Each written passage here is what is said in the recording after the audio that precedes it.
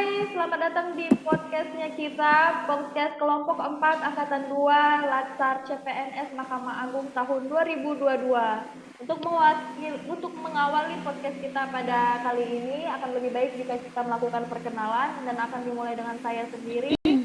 Nama saya Sariatul Hidayah, saya domisili di Manado dan sekarang saya bertugas di Pengadilan Tinggi Manado. Nah, selanjutnya mungkin akan saya persilakan kepada Kak Yuni untuk melakukan perkenalan. Silakan Kak Yuni. Ya, terima kasih Kak Sari. Perkenalkan, nama saya Yuni Ivirian Susanti, bisa dipanggil Yuni.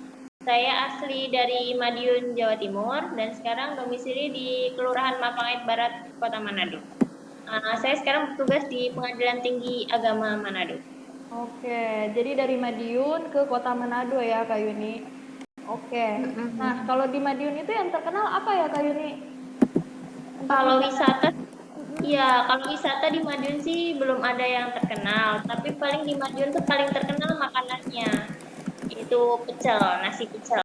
Nasi Kalau nggak pecel sambal ya? pecel. Oke, Ya. mantap banget. Nah, selanjutnya saya persilahkan ke Roger untuk perkenalkan diri. Baik Kak Sari, perkenalkan, nama saya Roger Sandiego Tarigan, aslinya dari Sumatera Utara, Medan. Sekarang berdomisili di lapangan Kecamatan Mapanget, Kota Manado. Sekarang bertugas di Pengadilan Negeri Manado. Oke, jadi dari Medan ke Kota Manado. Kalau dari Medan yang terkenal pariwisatanya apa tuh Kak Roger? Kalau teman-teman tahu mungkin di Sumatera Utara itu yang paling terkenal itu mungkin wisatanya itu Danau Toba. Kalau untuk makanannya sendiri itu ada ikan arsik sama mie goma. Ya, wow, that's so delicious.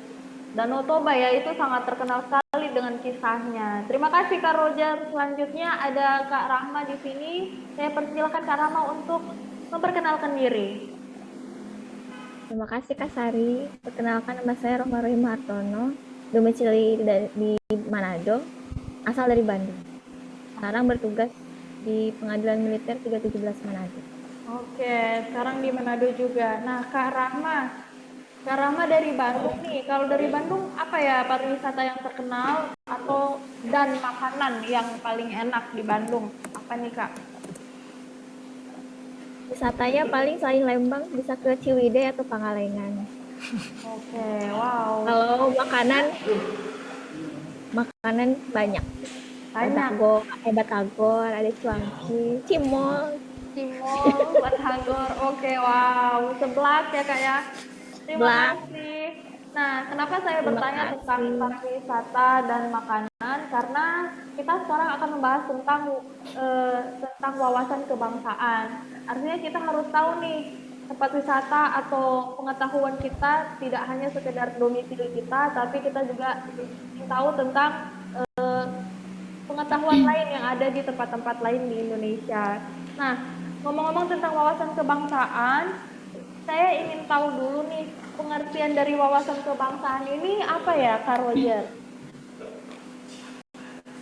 Kalau menurut saya Kak Saria, wawasan kebangsaan itu adalah cara pandang bangsa Indonesia dalam rangka mengelola kehidupan berbangsa dan bernegara yang dilandasi oleh jati diri bangsa dan kesadaran terhadap sistem nasional yang bersumber dari Pancasila, Undang-Undang Dasar Negara Republik Indonesia tahun 1945, Bhinneka Tunggal Ika dan NKRI, guna memecahkan berbagai persoalan yang dihadapi bangsa dan negara demi mencapai masyarakat yang aman, adil, makmur, dan sejahtera. Seperti itu Kak Sari. Luar biasa sekali jawabannya Kak Roger. Nah, selanjutnya saya ingin tanya nih, bagaimana sih cara memperluas pengetahuan kita tentang wawasan kebangsaan? Saya tanya ke Kak Rahma deh, gimana Kak cara memperluas pengetahuan kita? Caranya kita bisa memperbanyak baca buku-buku sejarah atau sering berdiskusi kelompok kayak sekarang. Memperbanyak relasi juga. Oke, luar biasa. Terima kasih Kak Rahma. Jadi cara memperluas pengetahuan kita itu dengan banyak bergaul, banyak membuka relasi, banyak membaca, banyak membaca sejarah gitu ya. Oke. Nah, selanjutnya itu saya ingin tanya, sebenarnya seberapa penting sih mengetahui wawasan kebangsaan? Saya tanya Kak Yuni. Seberapa penting wawasan kebangsaan? Menurut saya sih sangat penting karena untuk pembentukan moral dan perilaku berbangsa dan bernegara serta untuk tujuan itu sendiri untuk mencapai tujuan negara berbangsa dan bernegara untuk kehidupan yang adil dan makmur dan sejahtera. Oke, luar biasa Kak Yuni jawabannya. Nah, selain dari wawasan kebangsaan, kita juga akan bicara tentang bela negara. Nah, sebenarnya bela negara itu apa sih Kak Roger?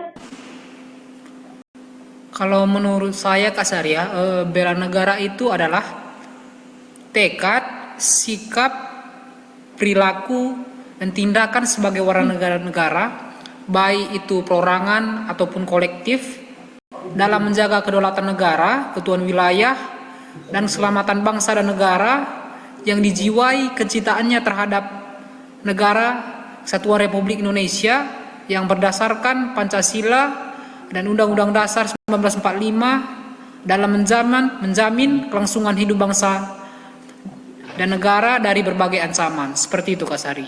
Luar biasa sekali jawabannya, terima kasih. Nah, ada beberapa nilai-nilai sikap nih yang dari bela negara. Salah satunya itu adalah cinta tanah air. Nah, contoh dari sikap cinta tanah air ini gimana ya Kak Yuni? Sikap cinta tanah air itu seperti kita bangga untuk membeli dan memakai produk-produk dalam negeri UMKM, dan kita tuh juga harus menjaga nama baik bangsa Indonesia.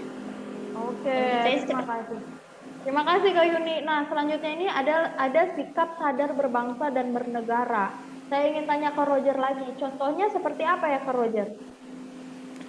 Kalau menurut saya Saria, kalau indikator sadar berbangsa dan bernegara itu dapat kita tunjukkan dengan yang paling sering itu ikut berpartisipasi aktif dalam berbagai kegiatan seperti pemilu, tidak golput, dan berpartisipasi aktif juga dalam organisasi kemasyarakatan, profesi maupun yang lainnya seperti itu. Luar biasa. Oke, terima kasih Kak Roger. Nah, sikap selanjutnya ini adalah setia pada Pancasila sebagai ideologi negara. Gimana Kak Rahma nih contohnya?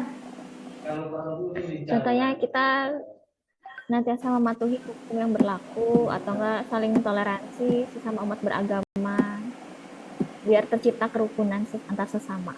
Ya, sikap toleransi ya. Oke, terima kasih Kak Rahma. Selanjutnya ada sikap rela berkorban untuk bangsa dan negara. Saya mau tanya Kak Yuni lagi. Gimana Kak Yuni? Ya.